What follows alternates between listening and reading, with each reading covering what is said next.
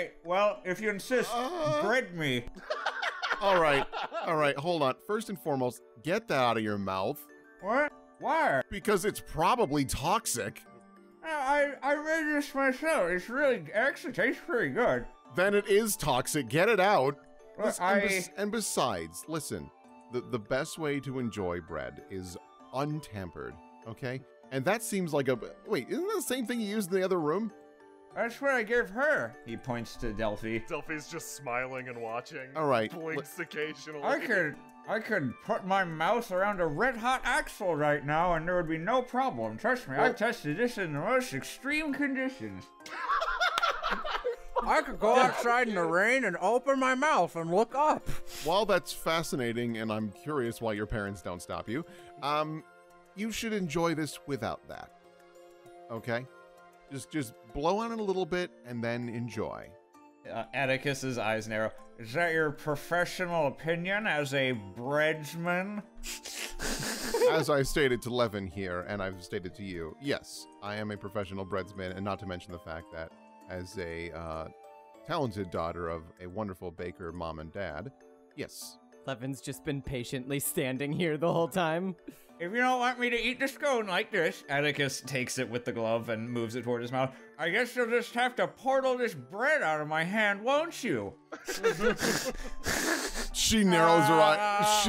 Her eyes narrow and she leans in real close. You know that's not how my power works.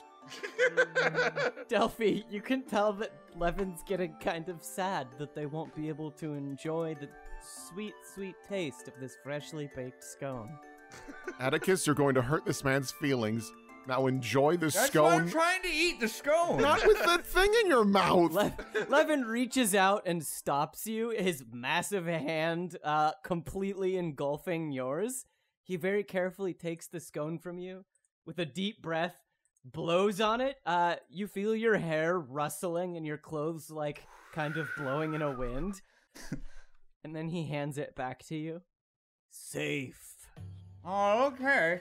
So, I actually don't have a cloth that's right for getting this out of my mouth. Oh, yeah, I could probably get something. I can repurpose something. Delphi, scoots. Hang on, actually, no, it's fine. The Atticus fishes around in his bag. I can just create a perfect vacuum, and then dentist I too. just hook this up, and it's... ah. Oh. Okay. Okay, I'm good for scones. Oh. Okay. Looks from Atticus to Delphi. She offers you a slightly like a pain smile, like. Okay, I'm gonna eat the scone now. Thank you. Hey guys, I got some birds. Ooh. As you bite into the scone, Atticus, you are filled with a familial warmth. It's scent reminiscent of beets fresh out of a toaster. On a rainless day, safety inspector free, a rocket having just crashed, and you were the first to the hall. You, biting into this scone, feel full. See, wasn't that a lot better? Atticus, there are birds here. Oh, sorry, I said I was gonna feed the birds with her. Sorry, I gotta go. It was really good, though. Levin pats you on the head and then turns away. Look, I thought if I was still enough they'd come to feed off of me, but I can't possibly be as still as Ned. They're all over him. Yeah, they are perched on Ned. Velvet tiptoes around the birds as not to alert them and hands some bread to Atticus. She looks over this massive table of bread, which is not being plundered by birds. Perhaps they are kind birds. Everything is kind at the You've got crossroads. some kind The of... birds aren't here for bread. You begin to understand. They seem to be attracted to Ned specifically, as if he was a good spot to perch. They've got some kind of slightly furry airfoils. Yeah, those are feathers. Yep. And their bones are hollow. Yep. Delphi puts up her hand. To reduce weight from the drag and the air resistance. This is an ingenious design. Who made these? Isn't that the question? Like a few thousand years of evolution, probably. Ned turns to one of the birds. His eyes start glistening and watering. And with a bay, he Celine audibly gasps because of all the times to do it. With the pop, fucking Ned's form begins to shake, wiggle, and suddenly it's as if all the air leaves it all at once. And in its place is left this diminutive creature. Oh, Ned! No! Celine just like puts a palm on her head. God, son of These things are dangerous. Atticus No, backs up from the birds. No, they don't normally do that. What happened to Ned? What happened to... What are you? You see what is formerly known as Ned swivel its tiny arms in the air trying to catch the birds. Oh my god. This is adorable. This is adorable. Velvet gets down. Sprout's like a foot tall, right? What size am I looking at? Yeah, you're looking at like a football. a football, a little bit bigger, just a little bit bigger than a football. All right. It's around a foot. Velvet gets down on her knees and leans into Sprout. Look at this thing. I love it. Yeah, Sprout's pretty great. Oh, that's his real name. His real name's Sprout. Ned was a sprout all along? He was a Sprout all along. Delphi adds unhelpfully. And he's got a built-in safety mask. He That looks is- at you while looking at him. He brings up a tiny stub arm and like kind of like pokes you in the face like he's trying to grab it. You grab. Oh, hang on. Atticus fishes around for something in his pocket and takes out a small gold-plated, almost looks like a set of binoculars, with some little gold chain to like hang them on one's face. You want? What? You want? This is what I have.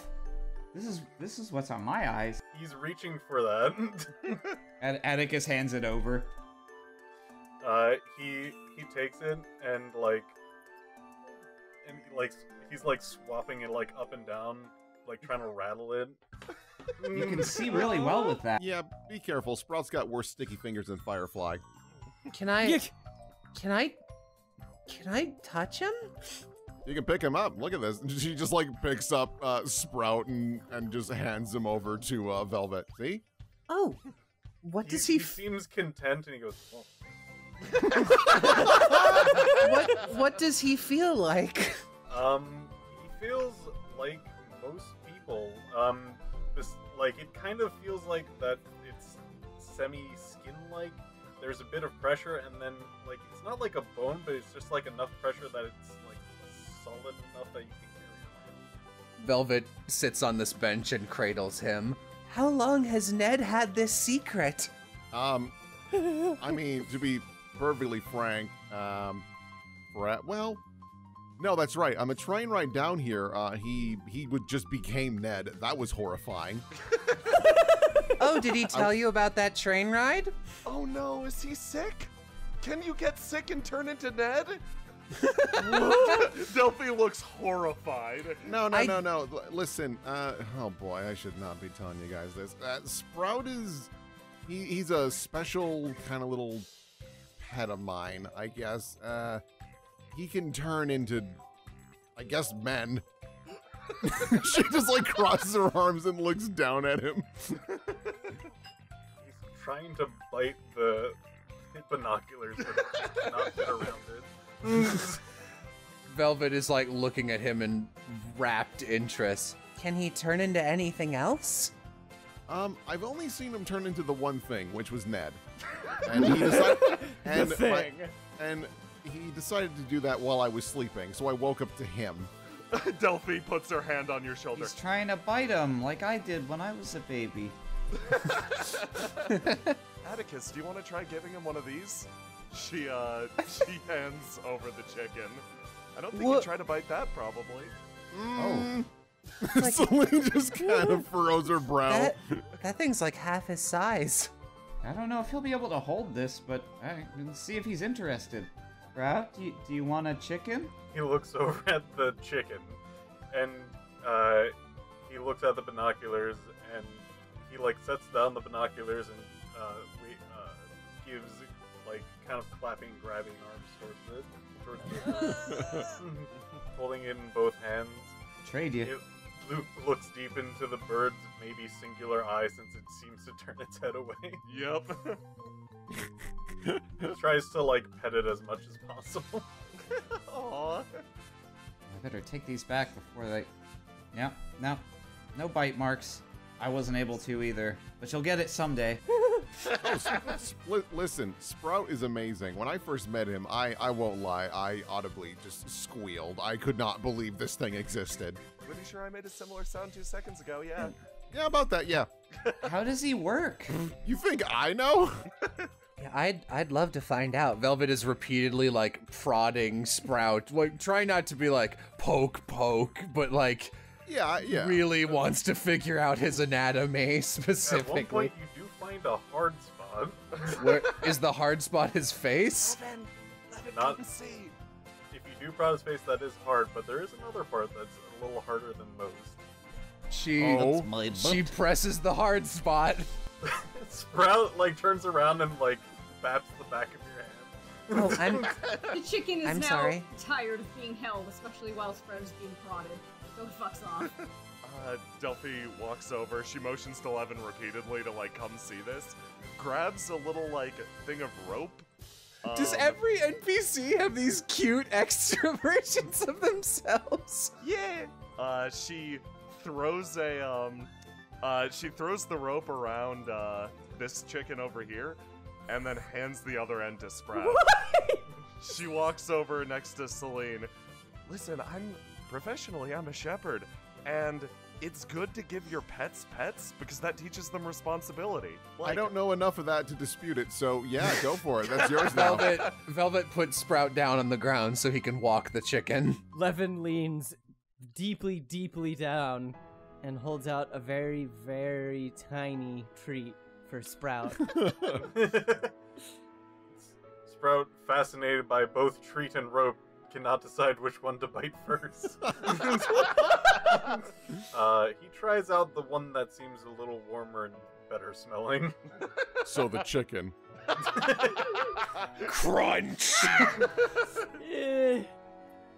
It's kind of it's a really soft confectionery made from very simple ingredients. Sprout, when you bite into it, you taste possibility. I thought you were gonna say possum. Nope. Levin's a vegetarian. He nods. Oh, Respect that.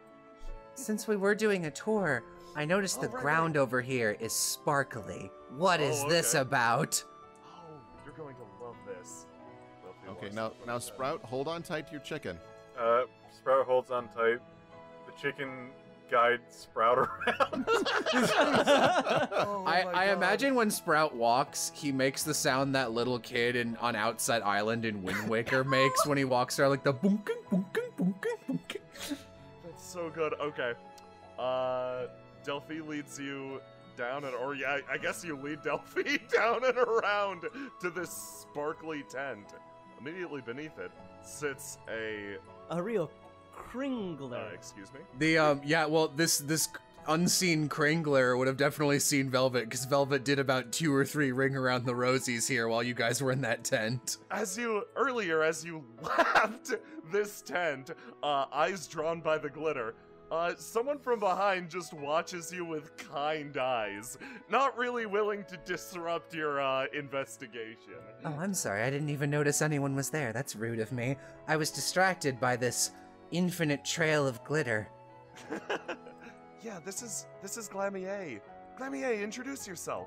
Yeah, this guy kind of leans forward onto the desk and just does a very polite little wave with all these fancy rings on his fingers glinting in the sunlight.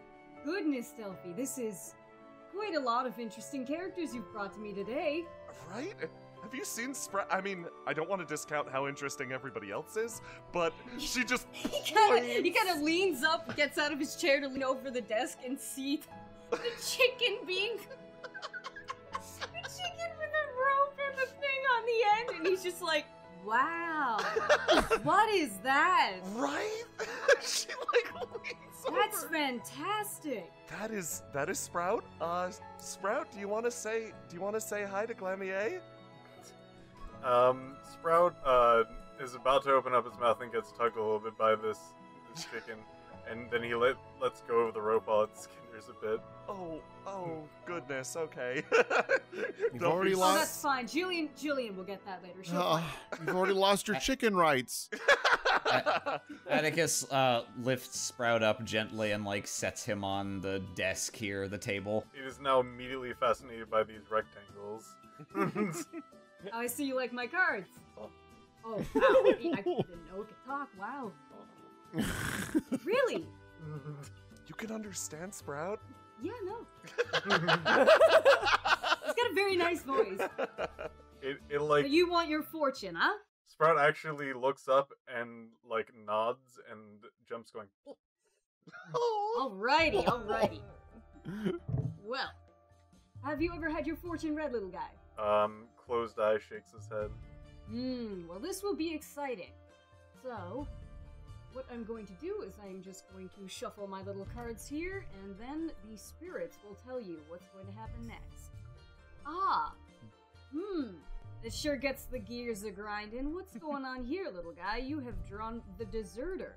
What could that mean? Oh, no! Looks at, This is quite a strange card, actually. Celine just looks at the chicken walking away.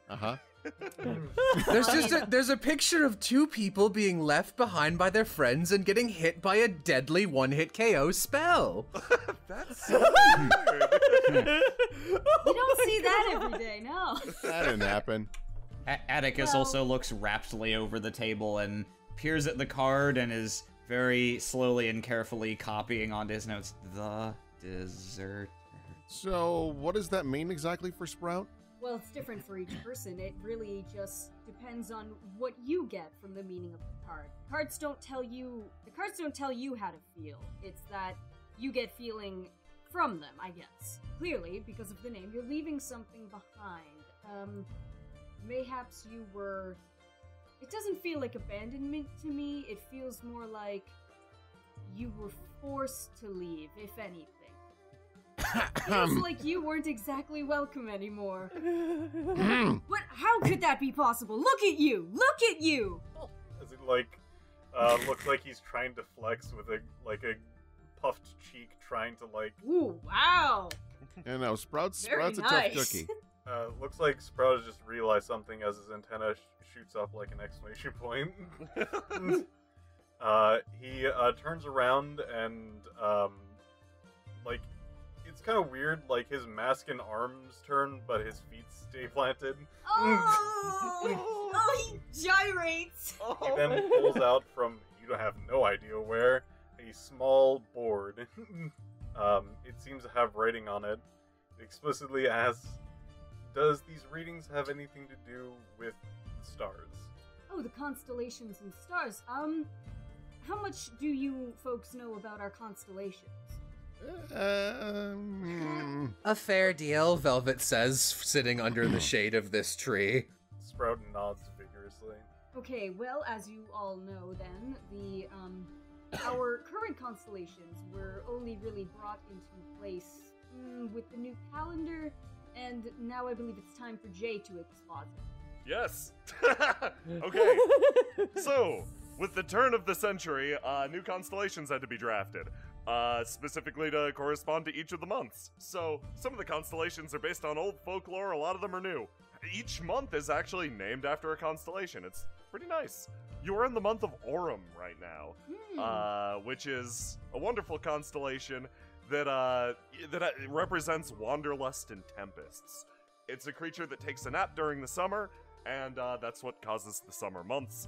It's also why golden skies are super scary in months that aren't summer. Be careful of that shit. I mean, Sprout, you seem pretty interested with all this. I mean, if you wanted to get that little constellation thing checked out, might as well. Yeah, basically this is representative of the celestial wheel. It's a body that the constellations make as a whole that turns as the memories of people on the surface of the world drift upwards. With one spin, you land on the space for Ephysia, which is a summer constellation. In fact, it's next month's constellation. Ephigia represents passion, love, items, and mementos. Ephigia is said to control the light of the sun and the shadow that all living things cast. Ephigia is a constellation of love, and it shows its love by accompanying everyone. Everyone where they go, wherever. The clinging shadow is also a comfort in the hottest areas.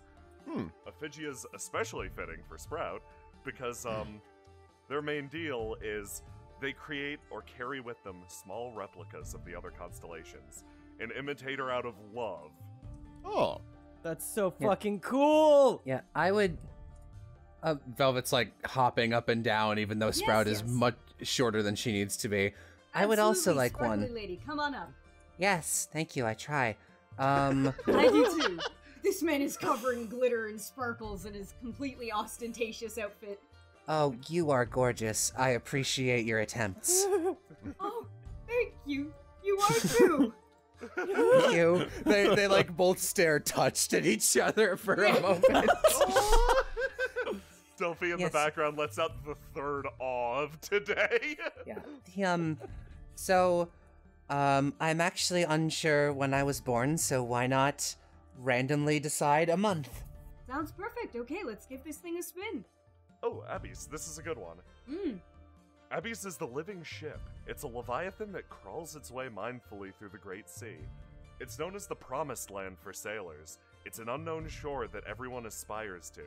It represents the unknown, striving, and dreams, desires. It's a comfort to those who are lost, and it's a beacon of life and livelihood. All right. Well, I guess the first day of that month is my birthday now. Oh, Congratulations! Hey. congratulations. That just passed recently, though. This seems to concern Delphi a lot. Also, you don't know your birthday, but it just passed. Nope. She stops. Stealthy, like, almost crying. Do you want to celebrate your birthday tonight? I was actually just about to suggest that. A party? We could if you all want to. Yes, hey, hold on. What's your favorite flavor? Like chocolate, vanilla? What are you thinking? She has to actually think My favorite flavor for a is the dessert. second. She pulls out a Glock. Hit the deck! Of ice cream, I was feeling Neapolitan. more for... Okay, let's do that. Okay. So I'll find that too. I was thinking of getting you a cake. Oh, a You cake. can't have a birthday we without a might cake. know someone who can bake you a cake. That Oh, is yeah, I know true. it. Sprinkle flavor. We're gonna do vanilla. Celine runs around and heads back to the bakery. Vanilla pairs great with sprinkles. That's why we're doing vanilla. A lot of Sprinkles them pair are great good with everything. sprinkles. Yes! Yes! Delphi's just like grinning at the two of you getting along. Is it important to know when your birthday is? Not I mean, really, I've no. made it by. No. All right, birthday number 3. Come on up, young man. I didn't know if it was something. Should I already know? I think most people. I mean, I don't. I've met Or people who didn't. don't know their birthdays. It's fine. Huh. Okay. Yeah. Can I have one? Of course, come on up. Move I your was making mice. small noises by bapping these 3 objects. One's like, one has a mysteriously bell sound, and then the other doesn't make a sound, but it's got a very nice, like, glow to it. Some sort of weird glowing crystal or something. And then the other's just like this sundial looking thing. You have no idea what it's for. Obyre. It's an ethereal figure of carved silver. Obyre's elegant form catches and refracts the moonlight which they command. Obyre is a creature of, basically a creature of the night, of deep winter, which is very funny for you, actually. Distortions in the light, moonlight, heat, anything were considered to be Obyre's mischief. It's a creature that bends space to its whim. It's a beast of gleaming silver, actually. Whoa. The description of this actually evokes a memory for you, Atticus. Of a certain silvery, iron, steel-like object flying through the night sky, sending up a glimmering trail behind it. As the sun fell, this object, you'd later know as a rocket, disrupted the night sky for you. it seems to strike home actually, or strike a chord. Silver is beautiful, but it lacks structural integrity. Thank you. No problem. He just kind of like tilts his head like, whatever that meant. Yeah, okay, and listen, like, I want you to decimate this with sprinkles. Like, I like, are you listening? I need this to be just, honest to God, just a pile of sprinkles. Levin is already like, he's just been working on the counter the entire time you're talking. He gives very little indication that he's like listening or has heard you, but like if you watch what he's doing, it's clear that he's following your directions. It just seems like he's bad at social things. She rests her back on the counter and counting on her fingers. All right, and then like I'm sure you got colored sugar, so like green, you know, maybe not green. Give me some blue, purple. He stops. Things in that. He stands like straight up. Colors. Need colors. Yeah, like preferably in that like blue purple area. A lot of variety there. Listen, Levin I'm thinking moves fast. now, Levin. Oh my God, you are much taller than me, Levin. Levin. Arm over arm sprinting. He sprints out into the forest. Yeah.